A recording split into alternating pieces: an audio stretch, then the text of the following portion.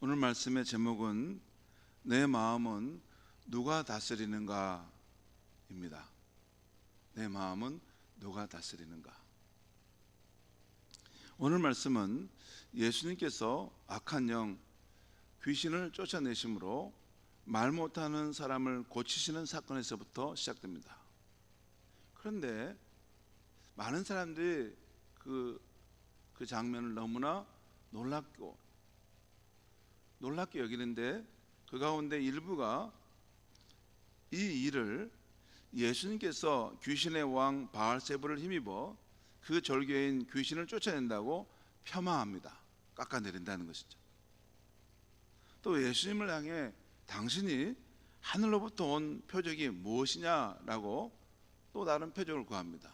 여러분, 말 못하는 그 귀신 들린 사람을 자유케 하고 해방시키면 이 자체가 하늘로부터 온 놀라운 표적인데도 또 표적을 구한다는 것입니다. 당신이 하늘로부터 왔다는데 그 표적이 뭐요? 그러자 예수님께서 그들의 생각을 아시고 말씀하십니다. 오늘 17절 18절 말씀을 제가 읽겠습니다. 예수께서 그들의 생각을 아시다는 거예요.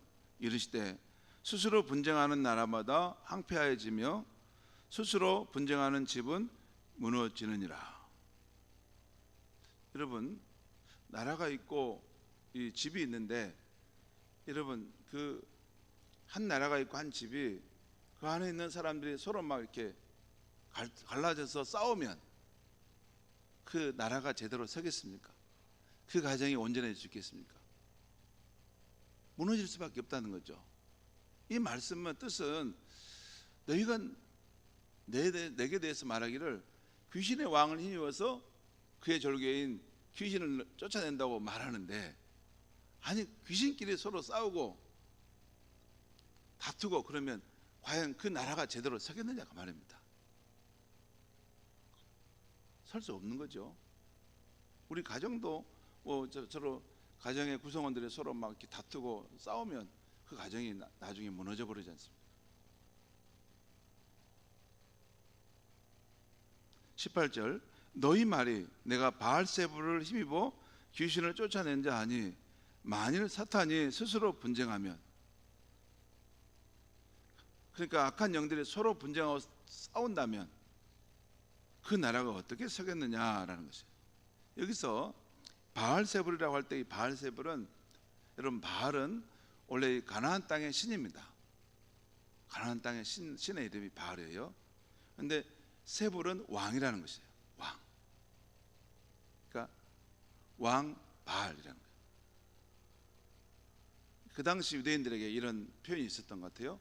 귀신의 왕을 이래 바알세불로 이렇게 불렀던 것 같아요. 그러니까 귀신의 왕이, 악한 영의 왕이 그 졸개인 그런 귀신들을 이렇게 물리치고 이렇게 공격하면 어떻게 그 나라가 제대로 서겠느냐가 무너진다는 것이죠. 지금 예수님은 그런 일을 하고 있는 게 아니라는 거예요. 다시 20절부터 23절을 보겠습니다. 그러나 이제 실상을 말씀한 거죠. 20절 그러나 내가 만일 하나님의 손을 힘입어 귀신을 쫓아낸다면 하나님의 나라가 이미 너에게 임하였느니라. 예수님의 말씀의 요점은 여기에 있는 것입니다. 지금 나는 하나님의 손을 힘입어 귀신을 쫓아내고 있고, 그래서 하나님의 나라가 이미 너희들 가운데 지금 와 있다는 것입니다. 여기 하나님의 손을 다른 표현으로 하면 하나님의 권세와 능력을 말합니다. 예수님이 하나님의 권세와 능력으로 귀신을 쫓아낸다는 것입니다. 그리고 그런 곳에 하나님의 나라가 이미 그곳에 서게 된다는 거예요. 여러분, 전쟁 중에 이게 아군이 적군을 물리치고 승리하며 거기서 깃발을 탁 꽂으면 그 영토는 우리의 영토가 되지 않습니까? 그러니까 예수님께서 하나님의 능력과 권세로 그 지역을 점령했던, 그 사람을 점령했던 이 귀신을 쫓아내면 그곳에는 하나님의 나라가 이제 침입에 들어간 거라는 거죠.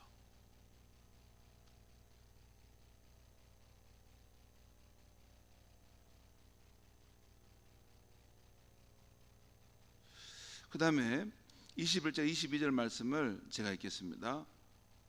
여기 이제 강한 자와 더 강한 자가 나오는데, 강한 자는 귀신 사탄을 말하고 더 강한 자는 우리 주 예수님을 말합니다.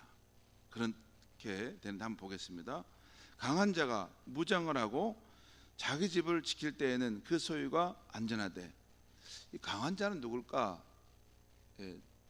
전체적인 문맥 속에서 보면 귀신 바알세불을 말한다고 할 수 있어요. 그리고 자기 집을 지킨다고 할 때 강한 자가 소유한 그 자기 집은 어떤 집을 말하지? 이런 생각을 할 수 있어요. 자, 보겠습니다. 자기 집을 지킬 때는 그 소유가 안전하되 더 강한 자가 온다는 거예요. 더 강한 자가 와서 그 강한 자를 굴복시킬 때는 그가 믿던 무장을 빼앗고 그의 재물을 나누느니라.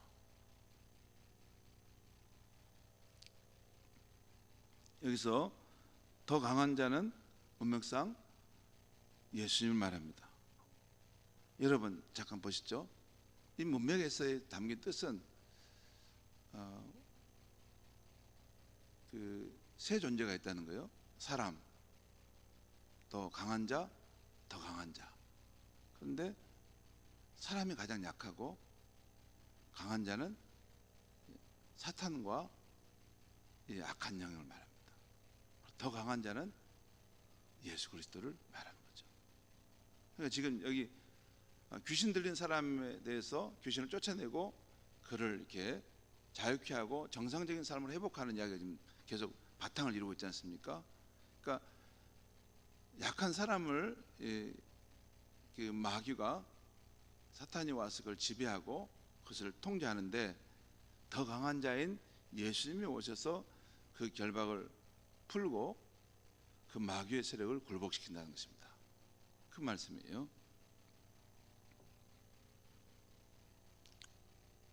그러니까 더 강한 자가 와서 그 강한 자를 굴복시킬 때는 그가 믿던 무장을 빼앗고 그의 재물을 나누느니라. 또 23절 보겠습니다. 예수님 말씀인데, 나와 함께 하지 아니하는 자는 나를 반대하는 자요, 나와 함께 모으지 아니하는 자는 해치는 자니라. 이 말씀은 예수님과 함께 하지 않는 사람은 예수를 반대하는 사람이고, 예수님과 함께 이게 모이지 않는 사람은 예수님 편에 반대서서 그것을 해치는 사람이라는 것이에요. 그것을 이게 흩어버리는 사람이라는 거죠. 그러니까 이 말씀은 가만히 보면 인간에게 삶에 중립지대가 없다는 것입니다.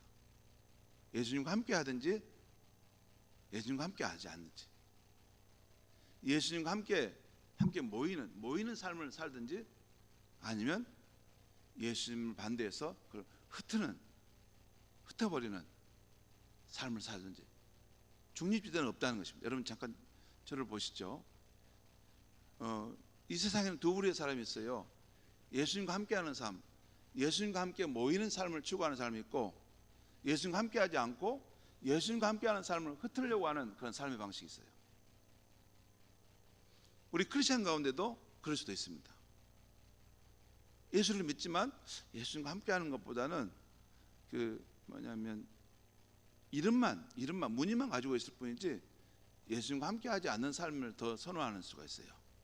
또한 예수님과 함께 모으는 그 삶을, 하나님 나라 이루는 삶보다는 그냥 내 삶을 더 이렇게 선호하고 그걸 추구해가는 삶을 선택할 수 있어요. 인간의 삶은 딱 두 가지밖에 없어요. 예수님과 함께하는 삶이라는 기준을 볼 때, 함께하느냐 함께하지 않느냐, 예수님과 함께 모으는 삶의 길을 가느냐, 아니면 그냥 예수님의 반대편에서 그 길을 흩트는 일을 하느냐, 그런다는 거죠. 지금 예수님이 그 말씀하고 있는 거예요. 중립지대는 없다. 다시 24절에 26절 말씀 보겠습니다. 24절 26절. 더러운 귀신이 사람에게서 나갔을 때 물 없는 곳으로 다니며 쉬기를 구하며 얻지 못하고 이에 이르되 내가 나온 내 집으로 돌아가리라 하고.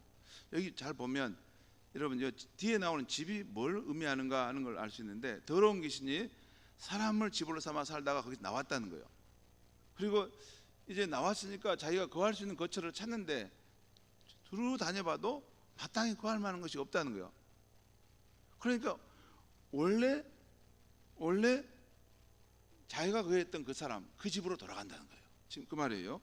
여기 더러운 귀신이 사람에게 나갔다가 다시 더러운 귀신 말하기를 내가 나온 내 집으로 돌아간다. 그 말은 이 더러운 귀신이 사람을 거처로 해서 삼은다는 거예요. 집처럼. 그래서 예수님의 이런 능력 안에 쫓겨났다가 이게 다른 데 가서 살려고 해봤는데 마땅한 곳이 없다는 거예요. 그래서 나중에 내가 나온 내 집으로 한번 돌아가 보자 그런데 가보니까 그 집이 청소되고 수리되었다는 거예요. 그러니까 내가 있을 때 굉장히 더럽게 해놨는데 나중에 나가다 다시 돌아와 보니까 그래도 이게 깨끗해지고 잘 청소 단정되어 있다는 거예요. 그런데 주인은 없는 거예요. 주인 없는 거예요. 옳다 됐다 다시 내가 들어가자 하는데 처음에 그 경험, 예수라는 분이 와가지고 내가 쫓겨나가 너무 힘들었는데 내가 더 강한 무장을 해야 되겠다 해서 더 악한 귀신 7을 데려와서 이제 그 사람의 마음속에 거한다는 것이에요. 그러니까 분명히 청소되고 깨끗해졌는데 그 마음의 주인이 없기 때문에, 그래서 그 사람의 그 형편이 처음보다 나중 형편이 훨씬 더 심하고 아주 더럽고 아주 정말 보기 민망하다는 거예요. 처음에 악한 귀신 하나가 그 사람을 점령했는데 나중에는 자기보다 더 힘있고 악한 귀신 7을 데리고 와서 그 사람 마음을 이렇게 사로잡는다는 것이죠. 그러면 그 사람의 형편이 어떤가? 더 악한 영에 이게 사로잡혀서 형편이 더 정말 어려워지고 심해진다는 거죠.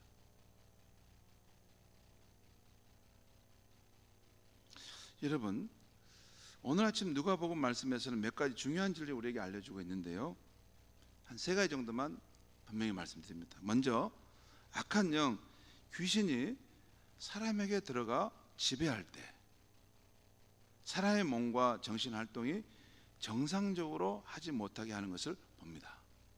그래서 말 못하게 하는 영이 들어가니까, 악한 영이 들어가니까 사람이 말을 못한다는 거죠. 몸뿐만 아니라 그 영혼을 지배하기도 합니다. 이를 보면 사람의 몸과 정신에 어떤 장애가 있는 것은 어떤 경우는 악한 영, 귀신의 활동으로 인한 것일 수도 있다는 것입니다.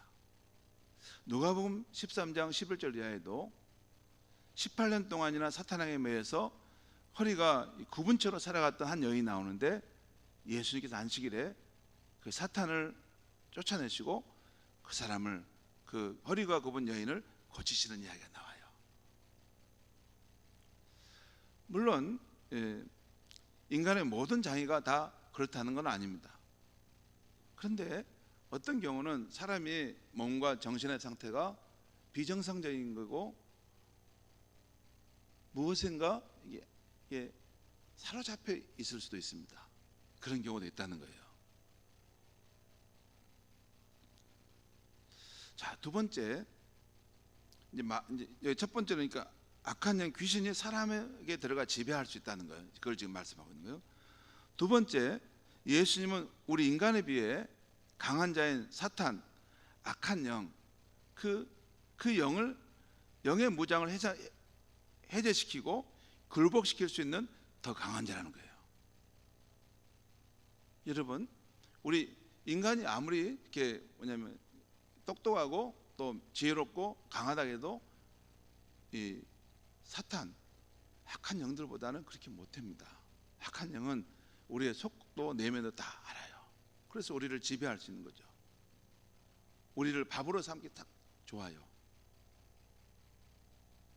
그런데 더 중요한 사실은 우리가 믿는 예수님은 그 사탄이나 악한 영보다 더 강하신 분이라는 거예요.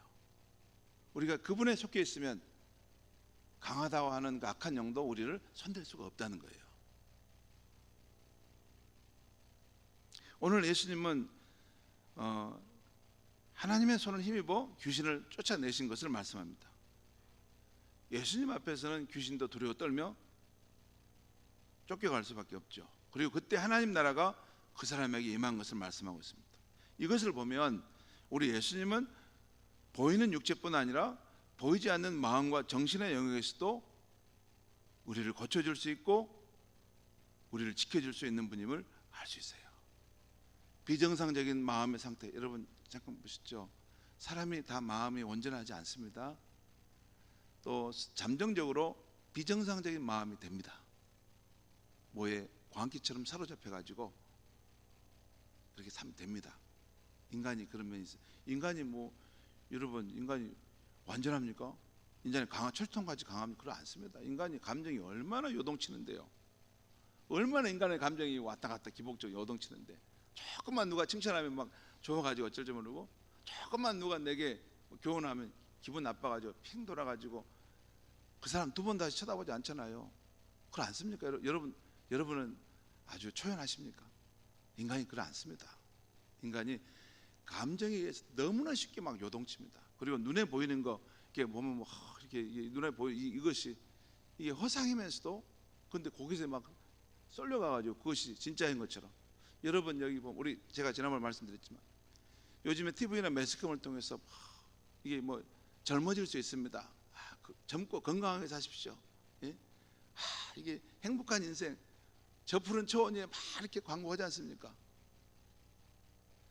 그 광고 속에 뭐가 있냐면 우리의 인간이 노쇠하고 죽음을 향해서 간다는 것은 절대 보여주지 않습니다. 그런데 인간은 어떤 존재냐면 그 광고를 보고 그 환상 속에 삽니다. 나도 저렇게 될 수 있겠구나. 나도 저 약을 사 먹어야 되겠다. 나도 저것을 이렇게 오면 이렇게 건강식품 먹으면 나도 이제 다시 회춘할 수 있겠구나. 그렇지 않습니다. 건강식품이 얼마나 하겠습니까? 인간이 노쇠해 가는 것은 하나님의 정한 순리인데, 진실을 보는 것은 우리 인간이 이제 나이가 들어가고 생의 마침을 향해 가고 우리가 하나님을 만나야 될 때가 되는데 내 영혼은 준비됐는가? 그렇게 사는 사람이 제대로 사는 사람의 인생입니다. 자기가 지금 숨이 끊어지는 그 순간까지 세상이 이렇게 좋은 세상 하다가 죽는 그 순간 갑자기 탁 죽어버리고 아무런 죽음 이후에 준비가 없이 간다면 그 인생이 얼마나 두렵겠습니까? 그렇겠습니까? 삶을 절제할 줄 알아야 됩니다. 나이가 들어가면 우리 주님을 만날 수 있는 준비를 하고 살아가야 되는 거예요. 내 삶을 성찰하면서 이 모습 이대로 가면 괜찮겠는가? 그것이 성경이 말하는 진실입니다. 근데 세상은 그렇게 안 해요. 아니야, 끝까지 인생은 젊고 행복하고 여유롭게 살 수 있는 거야. 막 이렇게 허상을 보여주는 거예요. 그것이 인간이 이렇게 훅 하고 쏠려다니지 않습니까? 그리고 감성의 기복이 흔들리지 않습니까? 마귀가 그런 것을 통해서 우리를 이렇게 이 세상에 붙여 살 수 있도록 메어들려고 하는 것이에요. 하나님의 세계를 보지 못하게 하는 거예요. 아무튼 이렇게 비정상적인 그런 정신에 묶여 있는 것을 예수님이 단 오시면 그의 삶을 결박을 푸실 수 있는 거예요. 그래서 인생의 실제를 보게 하는, 인생이란 그게 아니구나. 그래서 인생을 제대로 정상적인 삶을 살도록 예수님이 하신 것입니다. 지금 바로 예수님이 우리를 이렇게 사로잡는 강한 자인 사탄과 악한 영보다 더 강하셔서 우리의 그 결박을 풀어서 자유케 할 수 있다는 거예요. 제대로 된 삶을 살게 하실 수 있는 능력이 예수님께 있다는 것입니다.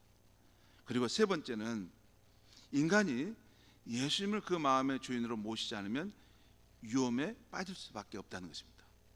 성도 여러분, 사람의 중심은 마음과 영입니다. 사람의 중심은 마음과 영이에요.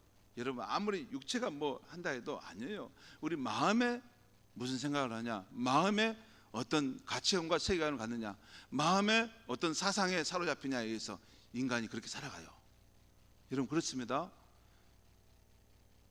우리 지금 일어나고 있는 모든 현상은 마음에 있는 자기가 추구하는 가치관과 신념에 따라서 막 바꾸려고 행동을 하는 거죠. 그러니까 인간의 중심은 그 마음, 그 영인 것입니다. 그런데 그것은 결코 중립적일 수가 없어요.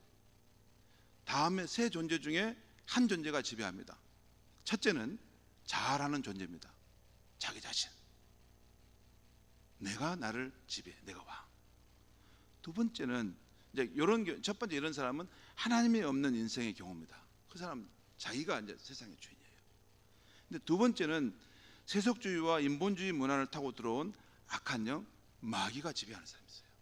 그러니까 여러분, 그의 눈이 항상 이 세상과 이렇게 이런